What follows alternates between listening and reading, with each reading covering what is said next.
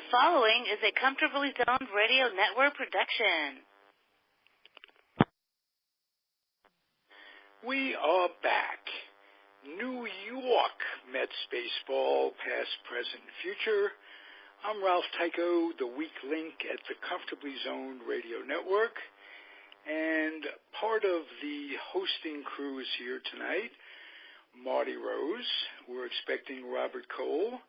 And Marty has a return guest who is going to inform us about the Mets minor league system, who's coming up, what's happening, and I'm going to let Marty introduce Jeremy.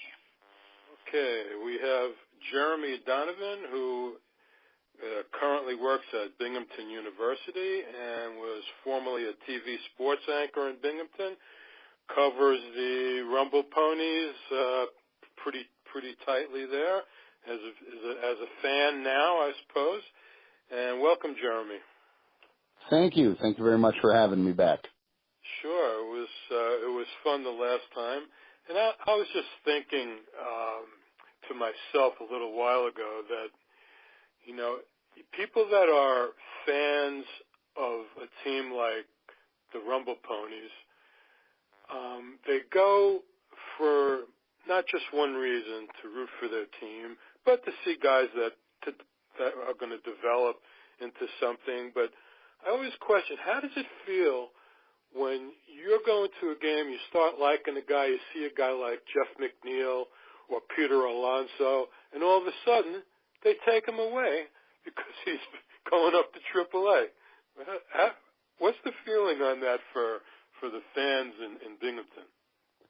Obviously, it's a little bittersweet, certainly depending on which way they go. You know, if a guy gets called up, you're happy for him, but at the same time, you're kind of bummed out because, I don't get to watch him play anymore. On the flip side, sometimes you gravitate towards somebody, whether, if it's somebody that, maybe came to your kid's school to talk or, some community event or whatever, and maybe just from a roster numbers perspective or performance perspective, he gets sent down, then, that one's a little more bitter than sweet. But certainly, as you mentioned, when Jeff McNeil and Peter Alonso both got called up within, I think they actually got called up to AAA on the same day. If not, it was within a day or two of each other, and we were all kind of not really surprised. It was a long time coming for both of them. Excuse me. But at the same time, it was like, well, that's unfortunate because they were really fun to watch, and now we don't get to do that the rest of the year. But then you see a guy like McNeil get called up to the big leagues and have the success he's had, and you just can't help but be thrilled for him. Absolutely. Robert yes, on sir. with us? Okay. Yeah, I'm here. Great. So, we're talking with Jeremy Donovan, and we haven't gotten into too many individuals yet. We just spoke about McNeil and Alonso that passed through on their ways to Las Vegas, and McNeil, of course, to New York. But, we would like you to get into some of the people that we don't know or we haven't heard much about that you may have seen this year, like Franklin Colome, who the Mets picked up from the Phillies in a deal, and a guy like Justin Dunn, who we heard a lot about when he was down in Port St. Lucie, but I haven't heard much since he got to Binghamton. What about those guys? I didn't have as much chance to see Colome pitch, just from it's kind of funny. I feel like I was spending every night at the ballpark in April, May, and June, and then after the All-Star break, it seemed like they kind of ended up having more road games than home games, or at least that matched up with my schedule. But I did see him pitch once or twice. I can't necessarily say anything stood out, and I mean that more in a good way in that there wasn't any, you know, if somebody's making mistakes or not pitching well, that usually tends to stand out. So that's what I mean. You know, he came in, he did his job, and that was it. Excuse me. I do remember seeing Justin Dunn pitch a few starts. He looked pretty sharp. His numbers weren't fantastic. You know, I guess in 15 starts he went, you know, 6-5. His ERA a little over 4, which not ideal, but you know, when you consider that he's you know, only 22 years old and you know, made the jump from single A to double A, I'm assuming he will end up starting the year in Binghamton again next year, and if he pitches the whole year there, I would expect those numbers all to improve because he definitely has the stuff. It's just a matter of getting comfortable, and as you know, several baseball people that I've talked to over the years have said the toughest jump for any minor leaguer is that jump from single A to double A. Ah, okay. I see. Yeah, it looks like he had almost 3-to-1 strikeouts to walk, so that's not terrible. But yeah, his ERA from St. Lucie 2.36 to Binghamton 4.22. That pretty much says what you just said. That's a big jump, and he's obviously going to stay in Binghamton at the beginning of next year. But he was the number 3 prospect going into this season. And it was funny, I was looking at the prospect lists for the last couple of years, and it makes you wonder who does these prospect rankings.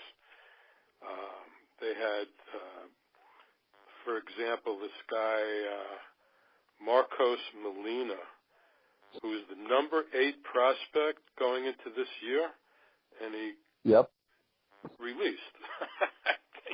Yep. 6.6 in Binghamton, 9.35 in Las Vegas. Goodbye. So you never know. Alonso is number 4, and the number 1 prospect going into this year was this guy. I don't know if it's Jimenez. I guess you pronounce it. Jimenez. Okay. Yep, Andres Jimenez. He's a shortstop. Yeah, it looks like. Yep. And I don't know. I mean, we have Rosario looks to me like he's going to be there for a long time based on what we've been seeing lately. So I don't know. This Jimenez guy hit. Looks like he 277. Okay, not too bad. But he's only 20. He's only 20 years old. He's only 20 also. So yeah, they have a lot of young prospects. And, a lot of teams right now are drafting shortstops, and they feel the shortstop can be moved virtually anywhere, including center field, left field, right field. And I've noticed a lot of teams are doing that now. Yeah.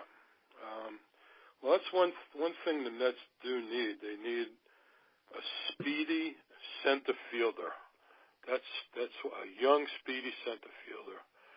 Because, from what I've seen, it looks like Nimmo and Conforto have nice futures ahead of them, and they're young.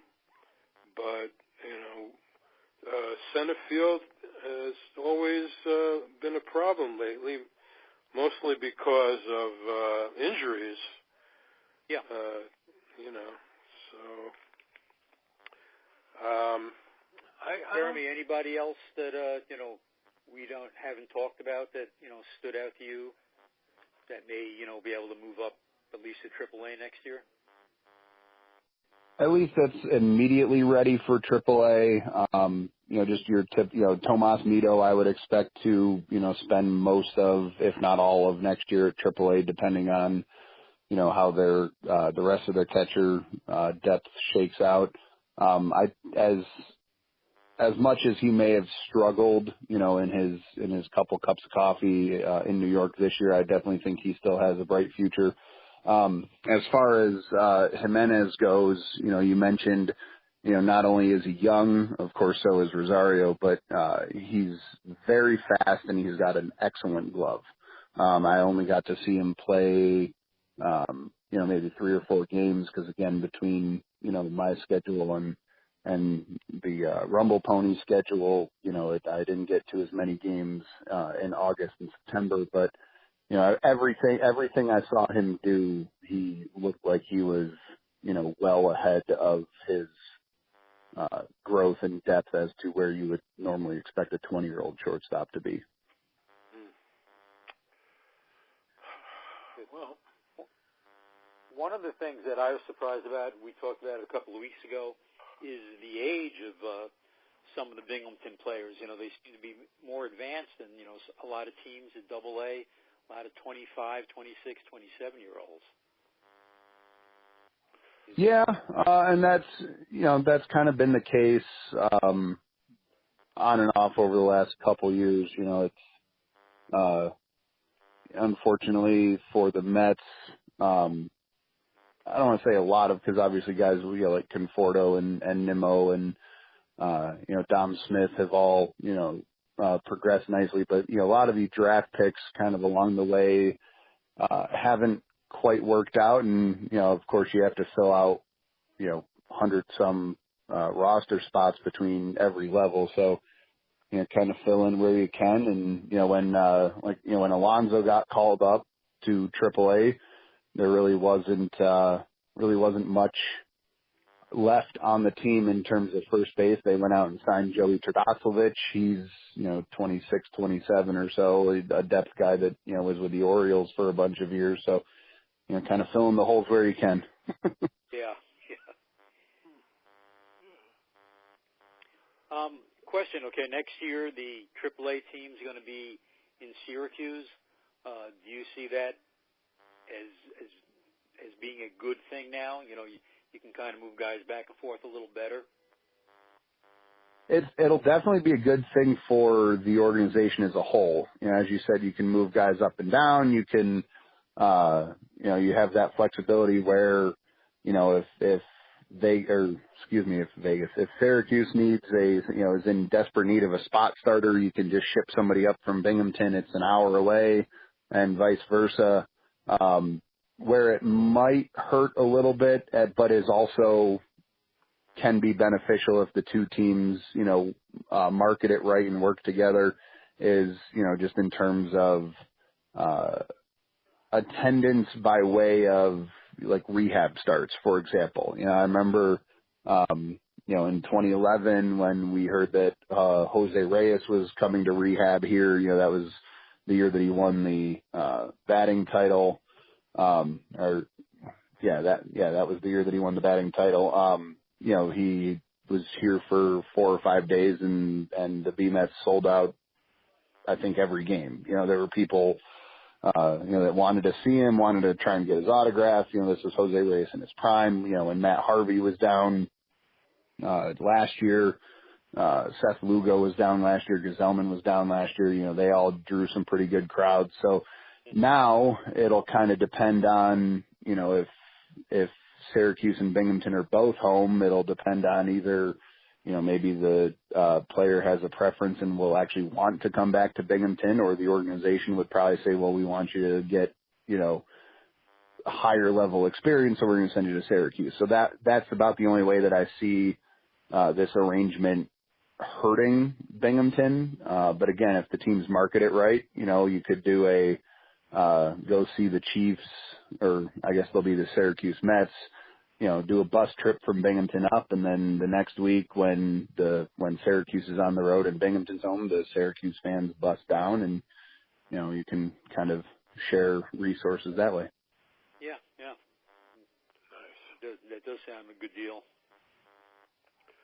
What about relief pitching? I mean, the Mets relief pitching has been really bad this year, except for maybe, Lugo and Gazelman. You've had guys up and down. This David Peterson, I thought was going to be better. He was the number 2 prospect going into this year. He didn't do all that well. I'm looking at the Binghamton roster, and were there any guys at all that we can look forward to as possible relief pitchers? Off the top of your head, anybody look halfway decent? Nobody that necessarily, jumps off the page. Somebody that I would like to, see kind of maybe get more of a shot than he has in years past is David Roseboom. He's kind of bounced back and forth a little bit between Double A and Triple A in the last year or two. And again, they're still kind of developing guys. Unfortunately, as was the case with Bobby Parnell, Dries Familia, Gazelman Lugo, when they all came through Binghamton, they were all starters. And, Gazelman and Lugo still, talked about wanting to start. And I remember when Bobby Parnell first came up, he wanted to start. So that seems to be kind of the way that you end up. I mean, even Mariano Rivera started his career as a starter. It did go very well, and thankfully for the Yankees, they moved him to the bullpen. But, it's one of those you kind of plug in holes in an as-needed basis and see what works. And, I guess directly answer your question, I don't necessarily remember any one player that really kind of stuck out and blew me away. Yeah, this Roseboom guy, his numbers look pretty good. 2.72 ERA and 1.19 WHIP. And he's left-handed. Wow. So that's pretty good. That's pretty good. What about, is this a misprint? Joshua Torres, 9-0 with a 1.19. 6 saves. Could be. You would think, I don't know, you'd think I might have heard of this guy, but I don't. 1.10 WHIP, I mean, that's not bad. I guess I'm going to have to check out the history on some of these guys because, that looks like a prospect to me. I don't know what he's done in the past, but we're gonna have to check that out. Yeah, I think he was one that I think he may have started the year in Binghamton. I think he got called up. Or maybe he spent the whole year in Binghamton and got called up late. But yeah, now that I just looked up his stats, and I do remember seeing him pitch, and he definitely did. I don't want to say he broke the radar gun, but it was. He was popping it a bit for sure. Yeah, that's good to hear. That's nice. What about? Do we have any speed down there at all? I mean, the Mets. I mean, McNeil looks like he could run a little bit. I know Rosario is pretty fast. Nimmo can run, but like I said, we really need a speedy center fielder. Conforto's not that fast. We're going to need a third baseman, that's for sure. I don't know if you guys had a third baseman down there that was I don't know. You got a guy Toffee. Looks like he only hit about 250 something. He was the one that came over in the Familia trade from Oakland. His bat looked pretty impressive the last couple weeks of the season. All right. In terms of speed, there wasn't a whole lot this year, but and I don't know what it is about the Binghamton roster, but there hasn't really been a whole lot of speed for the last few years.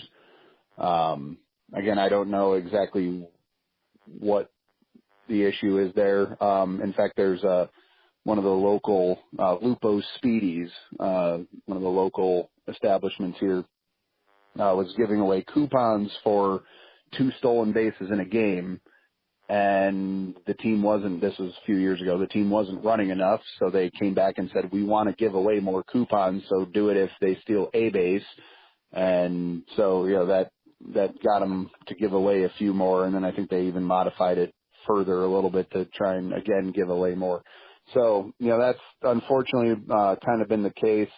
In terms of speed late in the year, Jimenez was quick, but again, I didn't really get to see him steal a whole lot, at least in terms of the outfield. John Mora's got some decent speed. Gene Cone, I think I only saw him play like Labor Day weekend, but I think I saw him he and Ian Strom both came up from St. Lucie, and I think I saw them try and swipe a couple bags. As the season was winding down, and they're just trying to get some younger guys some reps. Let's see. So, well, what's your feeling? What's your feeling on the big club? Give me your opinion on the season for the New York Mets.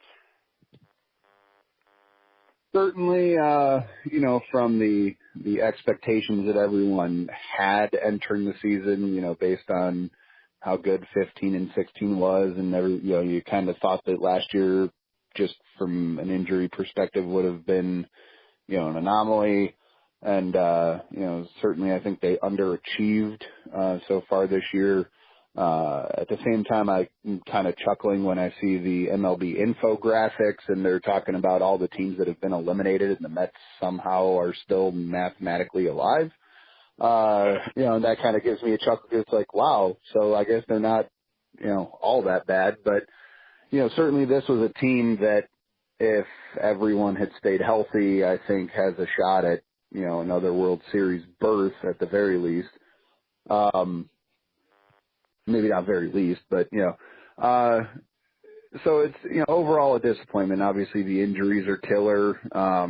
Losing Cespedes, who really is your only major offensive threat, although, Conforto's continue to develop nicely. Nemo's developed nicely. But then you get a guy like Todd Frazier, who's played how many years in the big leagues and has never been on the disabled list. And then he signs with the Mets and spends a couple months on the DL. Yep. There's something, and I don't know if you saw the article today that the Mets front office is looking into why the Mets aren't good at Citi Field. I think I said it last time you had me on that, for years I've just been joking that it's the ghosts of the chop shops that are haunting Citi Field. There's something about Citi Field and the Mets organization. It's kind of lately turned into a Murphy's Law type of team. It's amazing. Well, the thing that gets me is that the pitching, which has always been their strong point, has probably been the healthiest this year that it's been in a long time, and still a losing record. Still, they just can't keep the right guys on the field, and poor as we kind of text each other during the games a lot, and it's so many times it's poor Jake. Like, guys, unbelievable, and they just don't hit for him. Like Noah's 10-3, and he's 8. Jake's 8-8. So it's just, I don't get it. It's sad, and I guess they were rained out tonight. He was supposed to pitch tonight. Yeah. They I don't know if it's rescheduled or not, but man, I don't know. Well, and when you look back too, I remember from the, when Al Leiter was the ace, he would go through spells where he wouldn't get much offense. Tom Glavine came in and, they didn't hit much for him until Pedro came in. Then Pedro wasn't getting a whole lot of offense. And then, Johan would struggle. So I don't know what it is. It's like, and then even when Matt Harvey came up and was, became the Dark Knight, it's like they weren't scoring a whole lot for him. And then Syndergaard last year, it's like there's just something about, I don't know if it's the mentality of, oh, he's amazing, so we don't have to hit as well because he's going to keep us in the game, or I don't know what it is, but it's unreal. And what's even more impressive about it too is I don't want to say any other guy because there are a lot of decent guys in the game, but any number of pitchers on any other team that were pitching as well as DeGrom and not getting the offensive support would not be handling it as graciously as he is. Oh, no.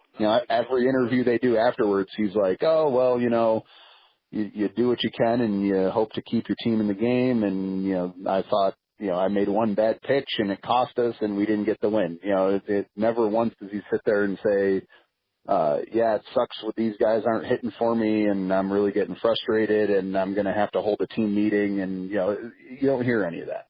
So I'm impressed by that. Absolutely. Yeah, he's some kind of guy. So in your opinion, what do you think the Mets need to do over the winter? Well, what we've discussed previously is obviously first they need a general manager.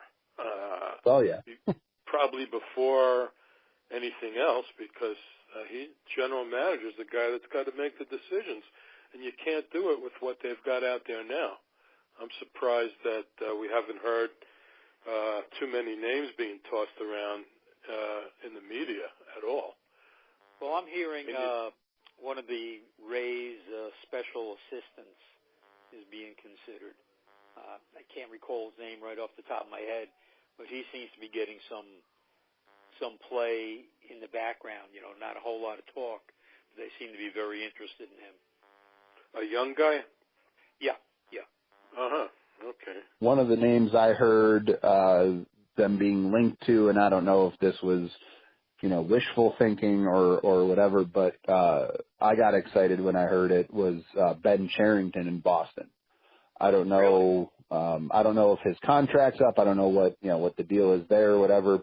I don't know why at this point you might leave the GM, leave being the GM of Boston to, go to the Mets. If they win a World Series, I think that gives him 2. Then it's okay. I've accomplished everything I can, more or less. I'll go for another challenge, but that would certainly be interesting. Yeah, sure would. But the Red Sox have seen that happen before too. Oh yeah. Really.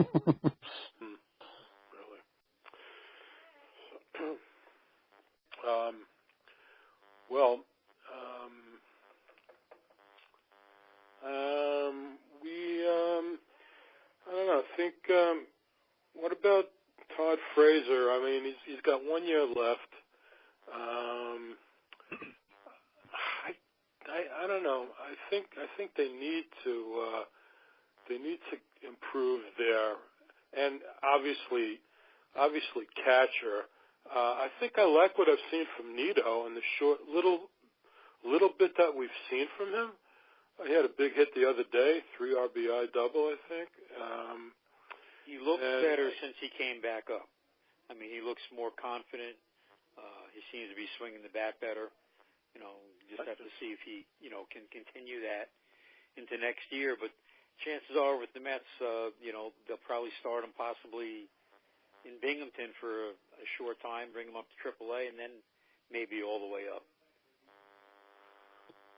To cycle back to your, or just bring it full circle back to your first question about from a fan perspective with guys that come through.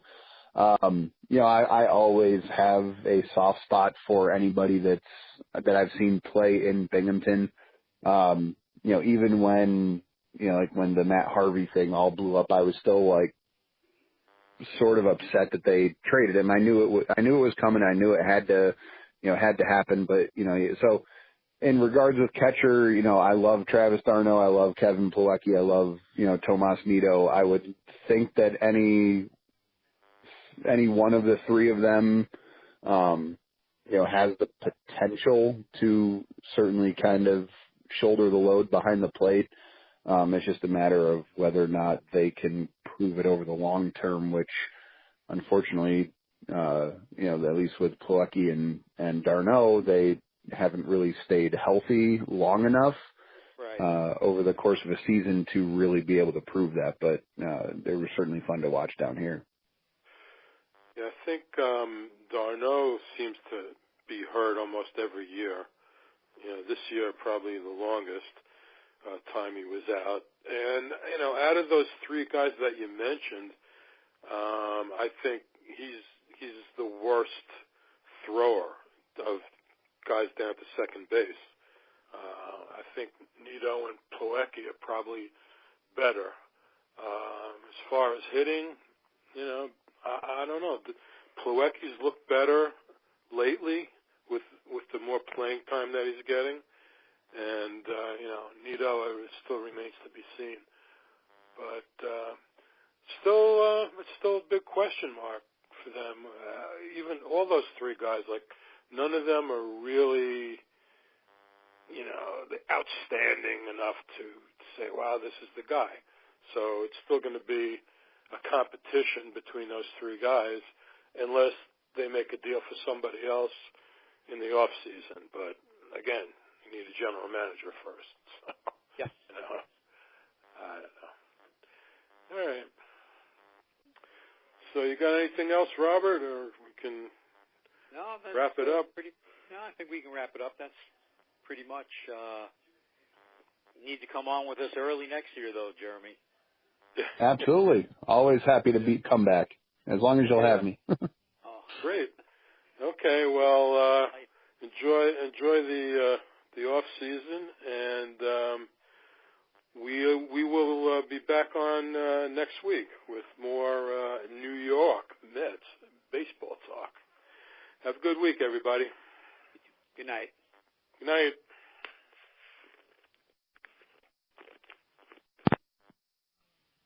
This has been a Comfortably Zoned Radio Network production.